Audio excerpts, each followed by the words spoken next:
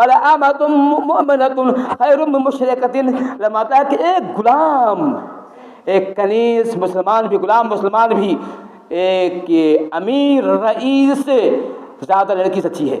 ایک غیر مسلم جو بہت ہی رئیس ہے، خوبصورتی کی وہ بے مثال خوبصورتی ہے، لیکن وہ مشرکہ ہے، اس کے مقابلے میں ایک کالی کلوٹی ایک لونڈی بھی زیادہ اچھی ہے۔ اللہ کہہ رہا ہے ایک کالی کلوٹی لونڈی بھی اس کے مقابلے میں جو بہت حسین ہے، بہت دولت والی ہے، پیسے والی ہے، لیکن مومن نہیں ہے، اس سے اچھی ہے یہ۔ اللہ کہہ رہا ہے، اللہ فرماتا ہے کہ وَلَا تُنْكِحُوا الْمُشْرِكَاتِ حَتَّىٰ يُؤْمِنَّ، اللہ فرماتا ہے حَتَّىٰ يُؤْمِنُوا، اللہ فرماتا ہے کہ اے مسلمان عورتوں، اے مسلم لڑکیوں سنو، کسی مشرک مرد سے شادی نہ کرو یہاں تک کہ وہ ایمان لے آئے۔ اللہ فرماتا ہے کہ وَلَا عَبْدٌ مُؤْمِنٌ خَيْرٌ مِّن مُشْرِكٍ، ایک غلام لڑکا بھی، ایک نوکر لڑکا بھی، خادم لڑکا بھی، کالا کلوٹا لڑکا بھی اس مشرک سے زیادہ اچھا ہے جو امیر ہے، بہت خوبصورت ہے، پیسے والا ہے۔ ایک اس کے مقابلے میں ایک مسلمان ہے، غریب ہے، کالا کلوٹا زیادہ اچھا ہے۔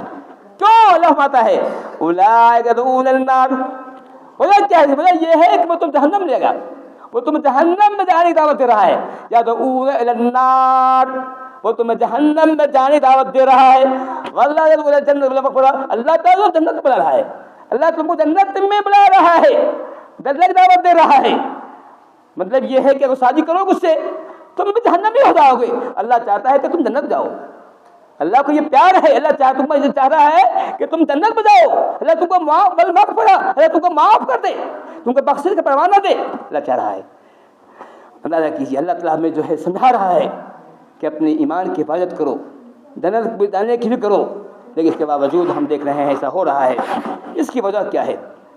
سبب اس کا یہی ہے کہ ہم نے اپنے بچوں کی تربیت نہیں کی ہے، ہم نے اپنے بچوں پیدا کر دیا، اچھا لباس دے دیا، چھوڑ دیا، بچہ کیا کر رہا ہے، کہاں جا رہا ہے، کس سے دوستی ہے، کس سے اس کی صحبت ہے، کس سے اٹھنا بیٹھنا ہے، کیا کر رہا ہے، فکر نہیں ہے۔